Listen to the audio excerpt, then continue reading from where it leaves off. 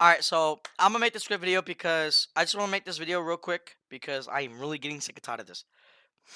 So on YouTube or anywhere, mainly YouTube actually. Um so um I am really sick and tired of people complaining about FSR 4. So and AMD hardware and all that stuff, right? I am sick and tired of seeing people complain about FSR 4 not being on, RDNA 3 hardware, RDNA 2 hardware slash RX 6000 and 7000 series. Older hardware, right? Because NVIDIA is able to do it. So, the reason why NVIDIA is able to do it, because NVIDIA has the same cores and CUs ever since the 20 series, and maybe even the 10 series and up. The 20, 30, 40, and 50 series all have the same CUDA and Tensor cores, but different generations. And probably more of or less of, more efficient, better performing, etc. Except that even on, let's say I have an RTX 2080 Ti, if that's a real card. I think that's a real card. Even on that card is fast, alright? It's a high end card. Now, when it comes to modern standards, no, it's not considered that fast, but it is. It is. It is. I'll give props where props is due. That's when hardware is was still really, really like, that's when upscaling wasn't really a thing yet like that. That's when it was starting to be, but it wasn't really huge yet. So, yeah. Anyways, if I'm using DLSS 4.0, for example, or 4.5, the 2080 Ti will lose performance at 1440p or even maybe even 4. I don't know if that card could still do 1440p or 4K. I think it can still do it because of the raw power it has. It's just its architecture is so old. I think that's what holds it back. Like a lot. I think if it had more, slightly more modern, I think that's what it is. If all these older cards had more modern architecture with the same amount of raw power it had, it would be way faster. Honestly, personally, it would be. So I think that's literally what makes it slower. So, but yeah, DLSS 4 or 4.5 will not run well on that 2080 Ti. Yes, will you get better quality per se? Sure, but like the difference between DLSS 3 to 4 isn't as huge, or even DLSS 3.5, sorry, to 4.0 is not huge. And 4.0 to 4.5, now, if you're going from DLSS 3.5 to 4.5, that is a huge difference in quality. But 4.0 to 4.5 isn't huge. Plus, plus DLSS 4.5 is too early. Way too early. FSR 4.5 or even 4.1 would be seen considered too early at the moment. Because neither any even the 50 series cards can handle 4.5. And they support that natively. That upscaling technology natively. So what I'm saying is, stop complaining about AMD not able to do what NVIDIA can do. Reason why NVIDIA can do it is because it's the same shit every time. AMD didn't do machine learning until FSR 4. AMD always did spatial and temporal upscaling. Yes, did NVIDIA do start with that too? Yes. But I think with DLSS 3, that's when they started using machine learning. I think. Let me see. When did NVIDIA start using machine learning? Oh, 2006. Oh no, machine. Oh, let me more upscaling. Sorry, upscaling. My fault. September 2018.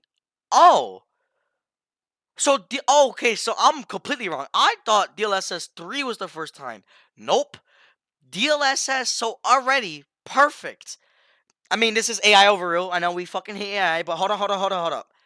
If this is true, if this is somewhat true, if it is actually true, that means DLSS from the start was already written because NVIDIA was already using the machine learning technology for their upscalers. AMD is now starting to use it because that is the only way they could compete with NVIDIA.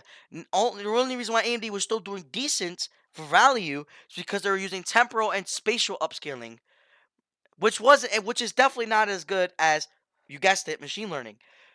Meaning machine learning was already a thing for uh It's just obviously DLSS one, even though it's on machine learning, DLSS one was probably still dog shit because compared to now, because it was the first iteration of upscaling. So, um, now with 2.0 and 3.0, they probably are way better compared to DLSS one. Um, I think DLSS 2 and 3 would work way better on 20, 30, and 40 series compared to DLSS 4. I mean, DLSS 4 can work way better on the RTX 40 series because of their architecture and raw power as well. They still have really good raw power depending on which graphics card you buy. But again, this is why NVIDIA was able to do this, because NVIDIA's cards always support the machine learning technology on all of them. AMD does not. My RX 470 8 GB, bro, can't even fucking support. It doesn't barely support AMD FSR 3. Barely supports that shit. So that's what I'm saying. AMD can't do the same shit because they didn't start with machine learning and to begin with. They started with temporal and spatial. Fuck yeah, I'm smart. Didn't have the hardware for machine learning yet. Didn't use that yet until now. Bro, I am too fucking smart. Go suck my dick. Oh my god, I'm smart. I'm sorry. I'm so glad I did that. Anyways, that is why AMD cannot do this. It's impossible. Why do you think, even with DLSS, however, even with DLSS 4 or 4.5, you lose performance even with the RTX 20 series or 30 series, even the 40 series? You lose performance, not gain, depending on your graphics card. If you have like a 4080 Super or 4090, bro, that shit ain't gonna lose performance. Let's be honest. You might actually gain performance. Let's be honest. But on mostly cards that are like 4070, 4070 Ti, maybe you might not gain performance because it's too. It's just you don't have the. It's just not enough. Now I could be wrong. Maybe Nvidia can handle. Maybe the 40 series can handle the DLSS 4.0 and 4.5 way better. Um, I mean even the 50 series can't fully handle 4.5 that well. Some of them can't at least. Like I think, but I know they don't gain performance. They lose the performance, not as much, but they lose. I mean, eventually, yes. Will DLSS 4.5 get better? Yes. Will it get more efficient? Yes. Will it eventually become better to the point where you actually gain performance, not lose? Yes. It just takes time. But like, still, like, you get what I'm saying? Like, stop complaining. Just stop complaining. FSR 4 is perfectly fine where it's at. I just think, and I agree with anybody who says this, I think FSR 4 needs to be in way more games. I think they need to be in way more games. We still need way more game support. There's still now. Don't get me wrong. FSR 4 is still in a lot of games, but in those games, a lot of people aren't playing those games every day and all day. They're not. That's not like their main games. Most people play esports titles. Most people play FPS shooters like Call of Duty, the Finals, Apex. Um, I was just about to say X Defiant, but X Defiant is dead, and no one plays it no more because it's gone completely. But if that was still a thing, X Defiant would be people would be playing X Defiant. People would be playing. I think I said Apex, and a whole bunch of other FPS games. CS:GO, Counter Strike 2. That is, no, yeah, CS:GO is a little bit different than Counter Strike 2. I, I think. I think. I don't know. But yeah, you get what I'm saying. So, anyways, that's about it for that. And also, I don't know if y'all noticed, if the quality is a little better, I I actually have AMD's RX 9060 XT 16 GB right now. I am literally, it's in my PC. Like I have the Asus Prime triple fan model of the RX 9060 XT 16 GB. By the way, my temperatures are destroyingly insanely better. When I mean insanely better, my RX 470 8 GB at native, I would hit around like 70 to 60 degrees. With this card, 50 degrees at 1080p high to ultra. Even if I'm at like 144 plus FPS. I mean, am I not surprised?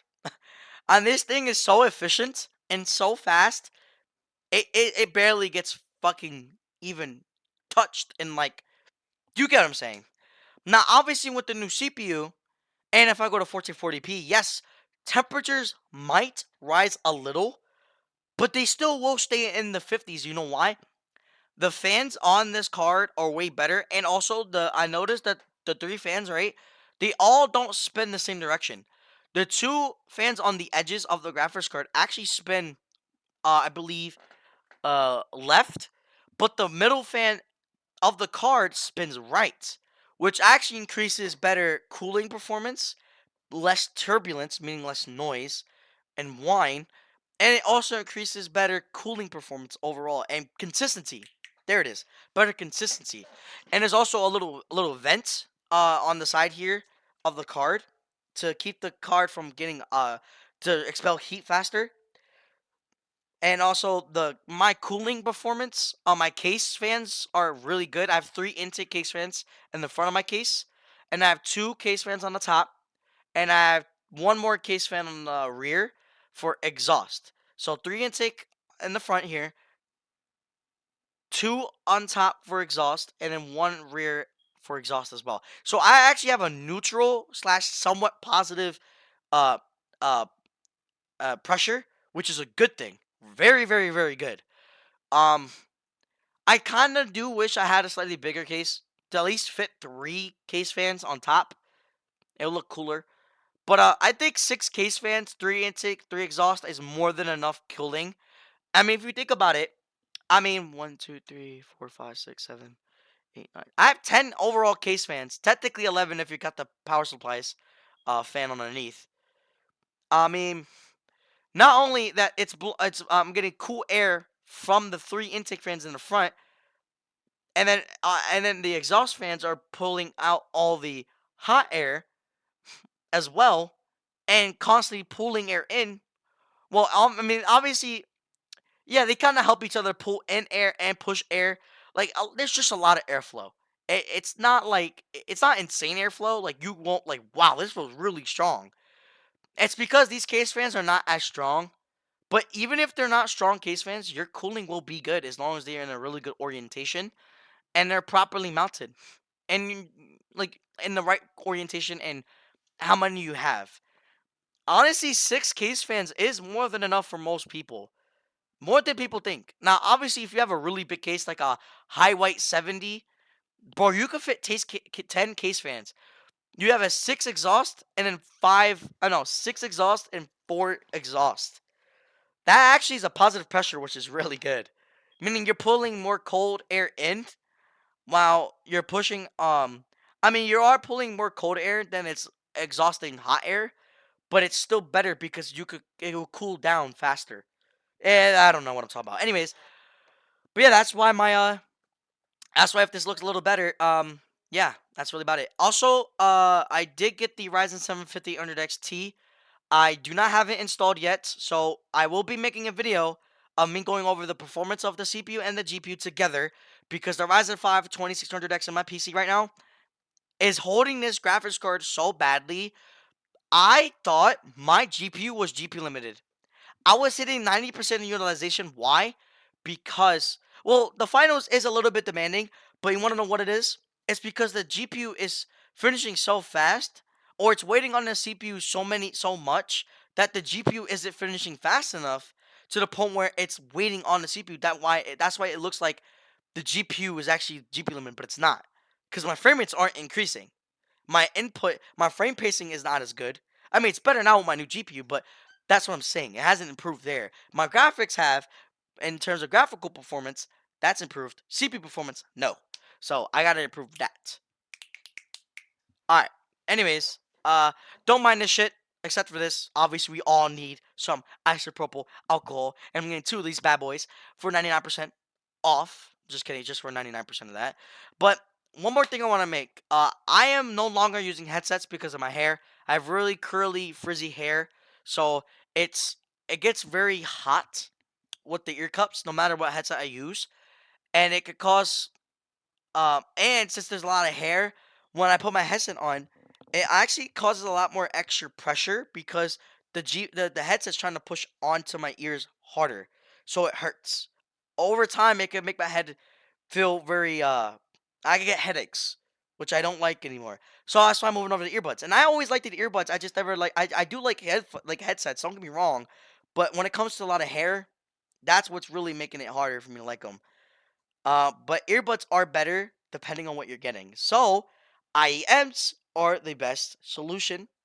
Also, I have these. I got these sent from my sister's dad. These Tuzo, whatever the fuck they're called, G1s are pretty solid. I looked them up on Amazon. They're like $30. They're cheap as fuck, but if you get the right size earbud or ear cushioning, if you get like the medium or large, depending on what your how big your ear canal is, um, dog, the bass on those are surprising, and the quality of the sounds are pretty decent as well. Now, however, I don't know how much better IEMs will be, but I'm hoping that they are going to be way better. And then, no, this is not going to be a refinement. This is going to be a really big quality upgrade. This is going to make me way, way, way better in any game I play, including in Call of Duty. Because, goddamn, them footsteps are so hard to fucking hear. It's unbelievable. I can't even hear mine half the time when I play Call of Duty, especially Warzone. And then for the mic, HyperX Quadcast 2S. I mean, there's not much for me to say. Probably one of the best, cheapest mics you could buy. I say cheapest. $130 is not cheap. For a mic? No. But yeah. Alright. Recording. But yeah, that's really about it. And wait for the video with the GPU and the CPU and shit. Like uh like the performance and shit. Me being over it with no bullshit. So alright, I'm gonna go now. That's all I wanted to say. See ya.